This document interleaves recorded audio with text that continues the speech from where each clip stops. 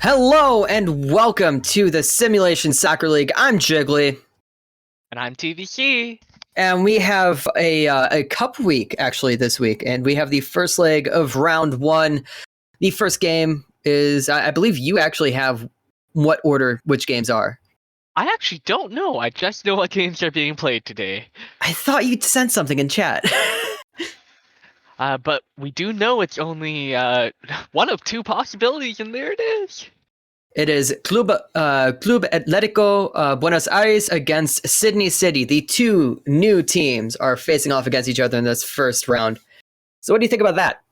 Indeed, they actually played last week, as did our other Cup Round competitors, ironically. And I believe it was Sydney City taking a home win, 5-0. Yeah, definitely. The way that they've built this team as an expansion team is pretty interesting. They have a very solid team there. Sydney actually top of the league, I believe, at the moment, tied with Athena and Inter London. And the game is off now. Buenos Aires trying to keep the ball away from Sydney. But that's not going to last for long. It looks like both teams have changed formations. Sydney coming out in a 4-3-3. Havoc has stolen the ball, sends it across to Possible. Possible with a curler into the back of the net. It's only the third minute. And that's one of the changes Sydney has made. Moving Tim Possible from the left to the right, and it looks like it's had great effect. Definitely getting to see that sort of, I believe the left foot has to be their strong foot there with the being able to cut in. That's definitely what you want, an inverted winger. I agree. Well played. And it looks like Buenos Aires can't just wait this one out. They're going to have to go out there and try to do something now. Interesting to know Buenos Aires choosing to play a little bit wider today. Tim Possible carries the ball forward. It's going to look to the center. And the shot from Black goes over the bar. Perhaps to their detriment, moving away from the narrow 4-4-2 they had last week and into a 4-2-3-1. The 4-2-3-1 is something that just like everybody uses at this point, and I think that we may have gotten to a point where people now really know how to beat it. I agree. The 4-2-3-1 has definitely been beat into the ground. Well, Governo comes up the right wing, but not gonna try his luck there. And the ball is quickly taken away, and we have a quick break. Possible sends it forward to 484. And with this speed, he's going to take it all the way. And that's another goal. Oh, Beautiful 44. chip. In the 12th minute now. That would be his 4th goal against Buenos Aires in 2 games. Which, I mean, technically 4th goal in his entire career against Buenos Aires. Perhaps the most hated man in Buenos Aires at this moment.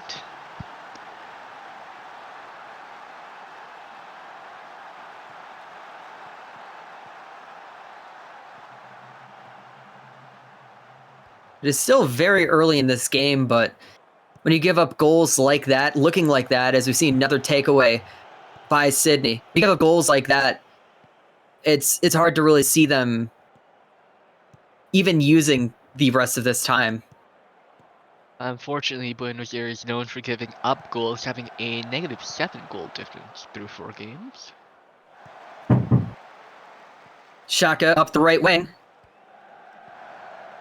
To Black. Possible tries to sneak it into the corner. And that does not work out. I think I forgot to mention, this is one of 2 legs of the first round of the SSL Cup. We are at Buenos Aires, so the opposite of last week. Which it's real tough to, as Possible is sent through. And that's another goal for Tim Possible. You know what they say, if you keep trying, it'll go in eventually, right? 2nd of the day for Tim Possible. 2nd of the season for him as well. He's seeing this this great inverted winger position for him. Being able to cross in front of the net there. And that's only 3 shots on target as well. The XG is only 0.98. Oh no, there is an injury. And unfortunately, with the way that this sim works, you do have to make some sort of move here. So let's see what the simmer decides to do. And with the lack of depth on benches, it looks like we're going to have to go to a bot.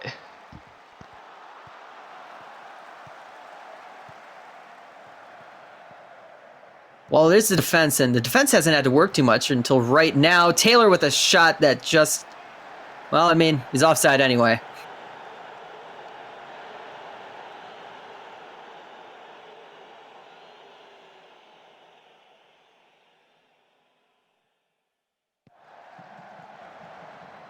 They do have this ball in Sydney's end more. Gorkov with a shot, and that might be the first shot of the game for Buenos Aires.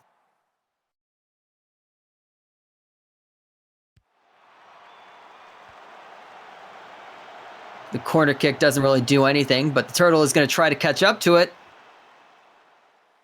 And it's teleported all the way over into Buenos Aires' end.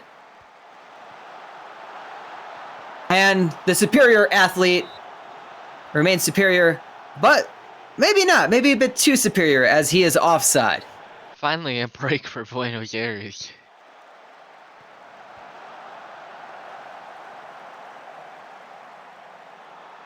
And It's 3-0 at halftime. 3-0 at halftime. Yep. In a 2-leg series.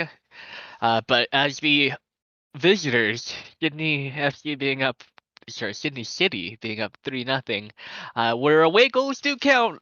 Buenos Aires are looking at a bit of hill to climb. Looking at the stands out there, you see the away section is filled to the brim, and then the home fans are just not there. Maybe an indictment on the way the team has already started to play as an expansion side. It really is a tale of two disparities here. One side being at the top and the other side being at the bottom of the league. 44 took a shot that was blocked. It looked like he was a bit offside, but it didn't matter. Shot was blocked anyway. Apologies, near bottom. Buenos Aires do have 4 points through 4 games.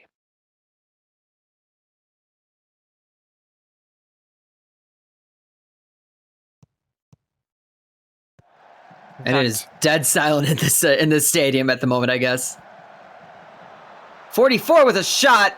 He's going to curl wide. I do wonder how many Buenos Aires supporters have left during halftime. But back to my point. The fun fact with Cairo City's win last week, only Tokyo remain at the bottom of the league with a 0 point. Perhaps not a fun fact for Tokyo fans. Not quite a fun fact. Gorkov takes it out to the right wing. They're going to look for their first goal. That's sent away by Sydney.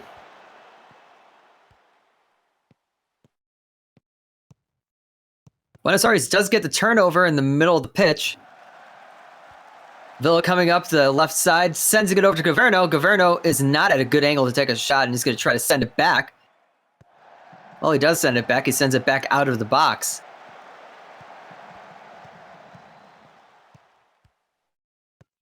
Chakra's going to try up the right wing this time. Back to Governo. Still looking to get that cross in.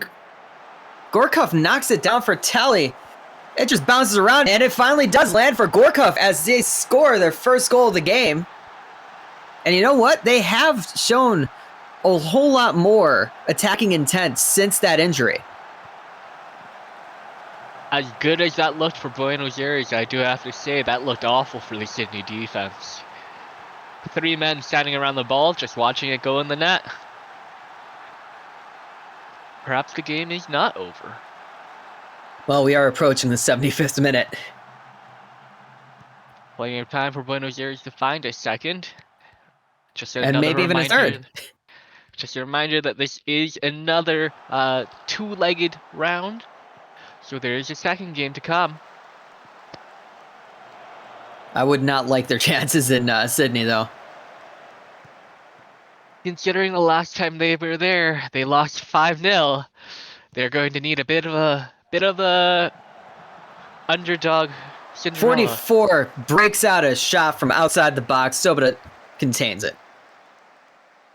That was a great save by Sobota. One of the few he's made tonight.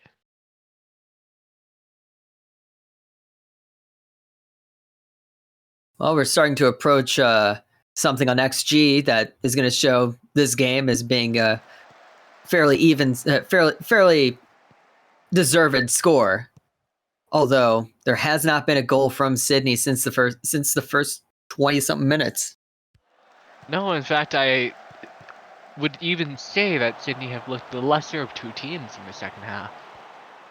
Well, Havoc and 44 may have something to say about that. 44 gets... Ooh, the turtle! Getting on the horse there and running down 44 to block that out of bounds.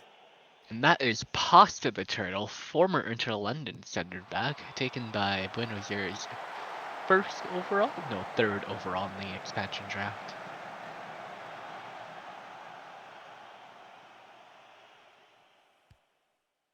As we enter injury time, Sydney's going to look for one more, but that's going to go out. And I think they're going to call it here. There it is, the final whistle. Sydney wins in Buenos Aires 3-1 in the first leg of this SSL Cup. Big win for Sydney FC or Sydney City here. It's going to take a while to get that. 3 goals, 3 big away goals as they head home with the 3-1 lead. Definitely going to be an uphill battle for Buenos Aires here, as man, that was rough 20 minutes to watch, and As I said, I think that it really did come down to that fullback was no longer a fullback on that right side. We saw Possible had a great game from that end until the moment that the right back got injured. When more was asked of Tim Possible, it was hard to find space for him. Gorkov getting the player of the match for Buenos Aires there, playing well on the wing, but unable to find very much. And up next, we have the game against Tokyo SC against Seoul Mythic FC. So what do you have about this one? This week, this matchup happened last week as well, and it was yet another large game, a 2-0 win for Seoul, away, I believe, in Tokyo. This game isn't just a regional rivalry, but it's also a derby in a historical sense, as historical as you can get with only 3 seasons in this league. But they are two teams that usually end up right next to each other in the in the standings. They are two very different teams in terms of, oh god, this game is going a bit too fast here. My apologies. It was 5-2 for Seoul last game. And it does look like Tokyo has sort of fallen off in this past off season. I agree. As I mentioned in the last game there, Tokyo sitting at the bottom of the league here with 0 points through 4 games. As Soderberg sends the ball out wide to Visser. Isagi puts Rise through, but Rise is not good with his feet. A little bit better with his head. Hopefully they find that a little more today. They're definitely going to want to hope to find his head, find him on the volley.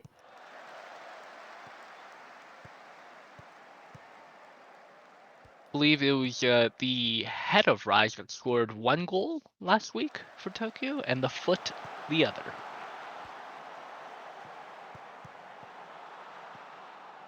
As Seoul tries to find a way around Tokyo, and they do try to find one, almost. Matias! It was Maitas. I believe the player is Maltais. French, so Maltais. I'm not good with French. Isn't Montreal not too far away from you? No? I mean, technically it's within a day's drive, but if only if you're crazy. Rise with a header! There it is! Use that big old noggin of this to put it away. I'd say meaty French forehead, but unfortunately I have no clue what nation they put on their character sheet. That one went down and into the near side. That is exactly how Tokyo draws it up, playing in that odd 3-5-2 formation of theirs. I mean, that's where you want to place a header, too. Very well placed, I agree. And Tokyo is very much having the better part of it. Helen Soderberg's shot goes over the bar. Perhaps the home arena having an effect here for Tokyo as they find themselves ahead as opposed to behind.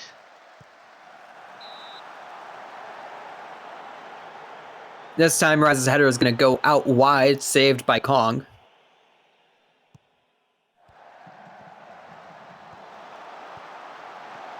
And I didn't even realize, yes, Marian Maltais.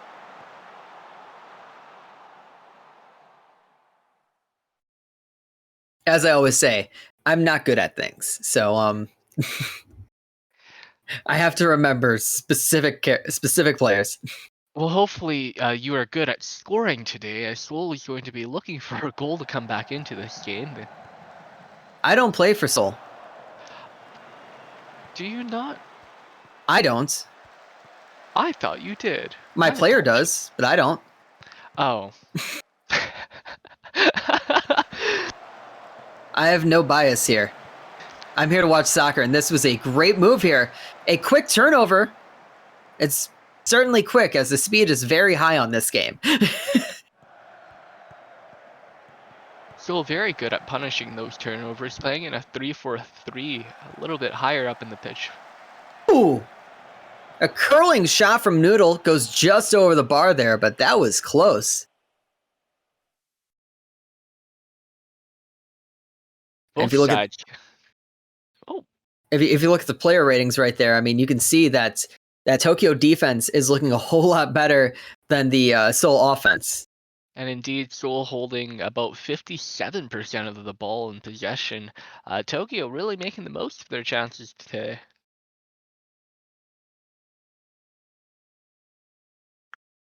As we move ahead into the second half now, Seoul's going to start off with the ball. Now, it's funny you mentioned width. Both teams love to play wide, and both teams feature a 3 center back line. I think that is unique to both teams in this league. Well, it happens when you don't have enough good center backs, and you got to adjust and try to make sure that you just have a lot of bodies. You know, defensive midfielders make great center backs. And my understanding from the Chicago Fire, defensive midfielders actually make great right backs for some reason. As the ball is played forward for Tokyo, Isagi's got on the left corner. And 1-2 breaks him 3. And that's going to go over the bar. Did I say breaks him 3? I heard breaks him free, but Isagi not yet to break himself free of a scoring drought. Scoreless through 4. Soderbergh takes her shot and it just goes over. It's not saved. And nothing has really happened in this game. Which...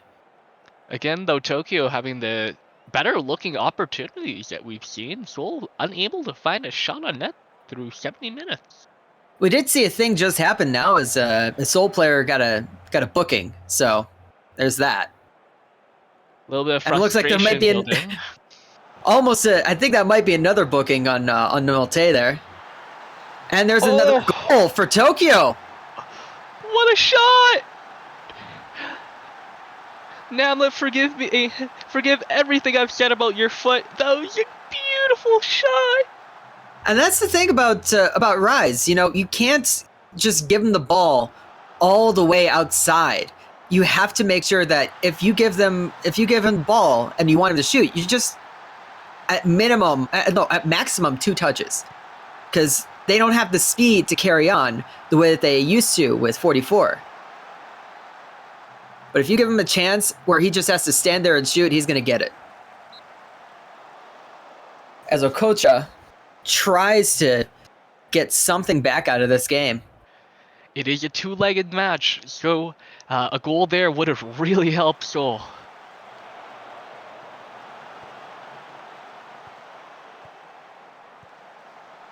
Noodle tries to carry into the box, but it's taken away.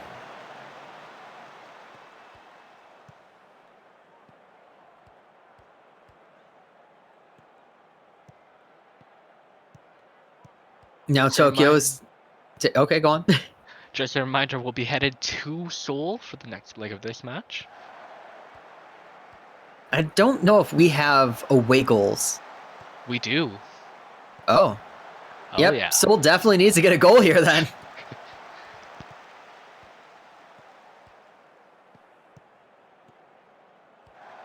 As Tokyo's more than happy to just carry it around. I think Horvat is getting sent off now. That's his second yellow. That was a reckless lunge, and he's already on a yellow. That's the second, and off he goes. That's going to take away probably one of the most important players in their midfield. Yeah, it's looking a bit bleak for Seoul here. As much as they want to score a goal, I'm sure they'd be happy just not conceding another at this point. Visser carries it up the right wing. Rise. Shot is blocked. And then sent out the tunnel by Cod. Really nearly punished that. And it looks like that's going to be it. They might get one last attack here, but it doesn't look like they're going to take it. Yep, and that's the final whistle. Tokyo wins 2-0. And I want to say it's a convincing 2-0, but I don't know. I don't really feel convinced. How about you, Jiggly? I'm never convinced of anything. And that's it, I think. What do you think of the game itself in terms of what happened here? Because I think it was very well played by Tokyo, explaining that right wing, which unfortunately for Seoul just didn't happen to show up today. yeah, definitely that's a rookie there, Marianne Malte.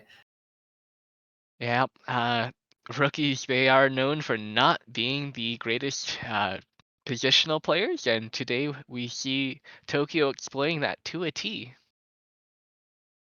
It'll be interesting to see what happens when they go home to Seoul, though. Seoul having played very good offensive football in the last couple of matches. It's one of those things where anything can happen on the day, and you can test them all you want, and doesn't mean that anything particular is gonna happen. So I guess that's gonna be it. What do you think about so far? Yeah, a great round of matches. A unexpected win for Tokyo as they find their first win of the season in the cup match, and a I want to say unexpected defeat for Seoul, but Tokyo known to play good football at home. And an expected victory, a disappointing defeat for Buenos Aires. Sydney City, sorry, taking that win home with 3-1 away goals. And yeah, that's it. I'm Jiggly. And I'm TVC. Thank you for watching.